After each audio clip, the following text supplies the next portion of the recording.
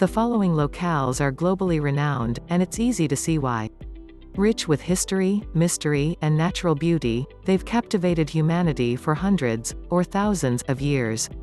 In addition to lore and magnificence, they tantalize us with hidden stories that illuminate the murky past. 10 Belize's Blue Hole holds a clue to the Maya's demise. Scientific storm records only go back about a century. But nature keeps its own, longer-lasting records, locked in rocks and dirt. Some of these are stored at the bottom of Belize's famous Blue Hole. It, and similar aquatic sinkholes, trap sediment which floats down and settles in layers. And when storms hit, the sediments become more coarsely strewn. Scientists stabbed into the Blue Hole's heart and removed a 28-foot-long core that displays nearly 2,000 years of geohistory. It reveals that storm activity intensified around 900 AD, around the time of the Maya demise. 5 especially eye-catching layers formed circa 700–1150 AD. They're 6 to 12 inches in thickness and constitute monstrous events, considering that the Category 5 Hurricane Hattie laid down just 1.5 inches in 1961. With the Maya already burdened by drought in the late 800s, these ferocious cyclones may have forced another nail in their collective, cultural coffin. 9 The Alhambra is full of secret messages. The Alhambra, in Granada, is the quintessential Spanish monument. It was built on top of Roman ruins in 889, rebuilt by the conquering Moors, then reclaimed by Spain in 1492. Its many columns, geometric ornaments, and fountains are supreme works of art. But hidden throughout the fortress are 10,000 Arabic inscriptions. About 10% of these are verses from the Quran. The others are slogans, attributions, poems, and bits of life advice, like, "Be sparing with words and you will go in peace." The most common motif is praise for the Nasrid dynasty. The final Muslim dynasty to rule the Iberian, the Nasrids enjoyed more than 260 years in power. And their motto, "There is no victor but Allah," is the most common inscription in the palace. After the Christian reconquest of Granada, power couple rulers Ferdinand and Isabella realized the Alhambra's beauty and chose to preserve the inscriptions. How refreshing to hear of monarchs that appreciated, rather than obliterated, a rival culture's art. 8 The Nazca lines evolved from an older, more psychedelic art form. Peru's Nazca line succeeded an art form that began more than 1,000 years earlier. Recent drone surveys revealed hundreds of ancient geoglyphs in the hills of Palpa, about 30 miles north of the Nazca site. Made between 500 BC and 200 AD, they highlight the evolving art and ideology of the Topara and Paracas people. Unlike the more famous Nazca lines etched on the 150-square-mile Nazca Plateau, these older glyphs are set into the slope of a hill and would have been visible from the populated valley below. So while the Nazca lines may have been aimed at the gods, their predecessors were designed for human eyes, possibly to mark territories. The images are psychedelic. Among them is an 80 by 210-foot depiction of a sacred deity with the body of a killer whale and a human arm, which holds a trophy head. Another glyph depicts a warrior with a headdress and staff-like implement, standing beside a woman. Between them is a Medusa-like being made of tangled tentacles or snakes. The scene supposedly symbolizes fertility. Go figure. 7 Pompeii's Gladiator Pub had prostitutes. 2,000 years after its heyday, Pompeii continues to amaze the world with a flood of discoveries. Among the latest, courtesy of the Great Pompeii Project, is a fresco that combines all the beauty and brutality expected from the Romans. The fresco is 3 by -4.5 feet and located near a gladiator's barrack. It once adorned a basement wall in a tavern or public house, where gladiators gathered to knock back brews and perhaps sling smack talk. In the rooms above, prostitutes practiced the world's oldest trade and helped keep the gladiators, fighting fit. The fresco is renowned for its goriness. It depicts a Murmillo gladiator, wielding a gladius and large rectangular shield, defeating a Thracian gladiator. The beaten, Thrax, gushes blood from multiple, well-detailed wounds as he holds up his finger, pleading for mercy. 6 The Serengeti is seeded with poo. The Serengeti isn't as untouched as it appears. Nomadic Stone Age herders altered the savanna with their poo.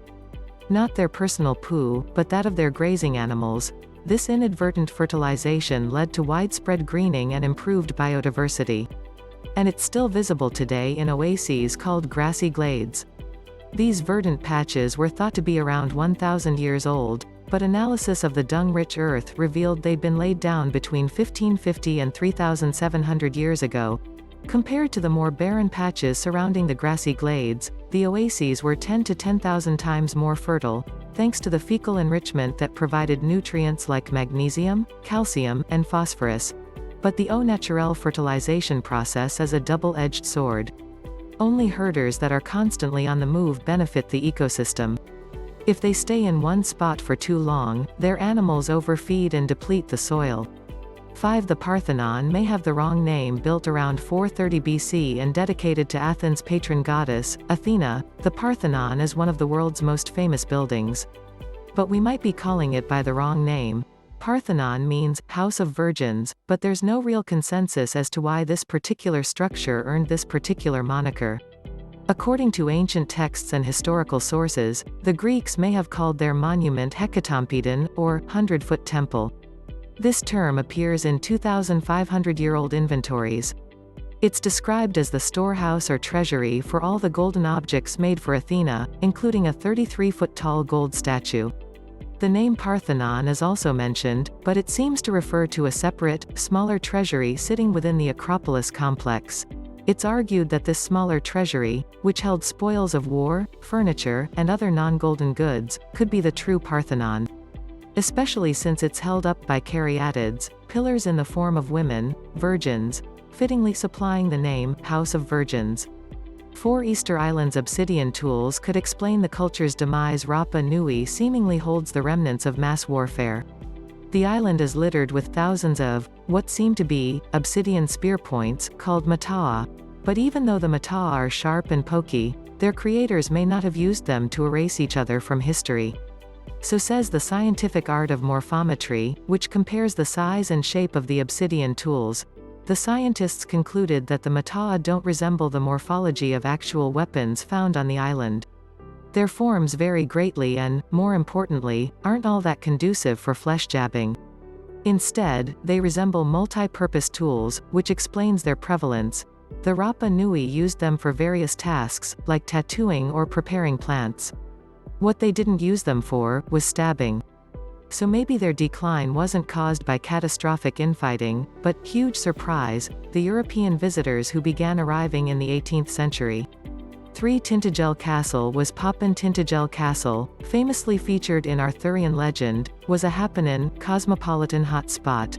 The unlikely evidence is a 2-foot-long slab of Cornish slate, which served as a window ledge in some now ruined building, more than 1,000 years ago. It's like a miniature medieval Rosetta Stone, featuring Christian symbols and Greek and Latin writing. And its multilingual nature implies a learned, metropolitan population. Researchers say the stone immortalizes an old scribe's writing practice. And this 7th century man of words was no scrub.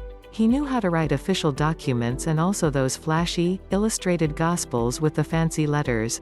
This discovery, along with previously found foreign goods, suggests a vibrant heritage. The site hosted illiterate people, boasted Mediterranean trading connections, and may have even seated Cornish kings. 2. Stonehenge may have been built with pig fat. Stonehenge, England, United Kingdom. Stonehenge's megaliths weigh 30 tons and came from 18 miles away. The smaller bluestones weigh between 2 and 5 tons and travelled nearly 90 miles from the Preseli Hills in Wales. Possibly with help from an unexpected ally, pigs. Pig's fat, actually, according to ceramic pots found 2 miles away at Durrington Walls, the millennia-old village that may have housed Stonehenge's builders. The aged pots were smeared with pork fat, and it probably wasn't for culinary reasons. If the pigs were indeed cooked in these bucket-sized vessels, they would have been chopped up. But archaeologists discovered the ancient carcasses mostly intact and displaying the type of burn marks that suggest a spit roasting method. So the monument builders may have collected the lard to grease logs, upon which they rolled the sleds that conveyed Stonehenge's enormous megaliths. 1. The Great Wall of China had multiple purposes. The Great Wall's creators didn't always build defensively. Researchers argue that the Northern Line, a nearly 500-mile-long section called Genghis Khan's Wall, wasn't built to halt the ruthless Khan's advance. First, the wall is too low. At only 6 feet tall, with a 6-foot deep ditch, it's not unscalable enough to impede a marching, bloodthirsty army. Second, it isn't built of sturdy bricks, like other portions of the wall, but of packed earth. Plus, it's built around footpaths. And accompanied by 72 clusters that probably housed administrative buildings. These unfortified structures are placed next to entrances and exits at the head of well-traveled paths. Why? To manage mass movements of people and livestock. The wall allowed the Khitan Liao Empire to control migration, impose taxes, and grow fat.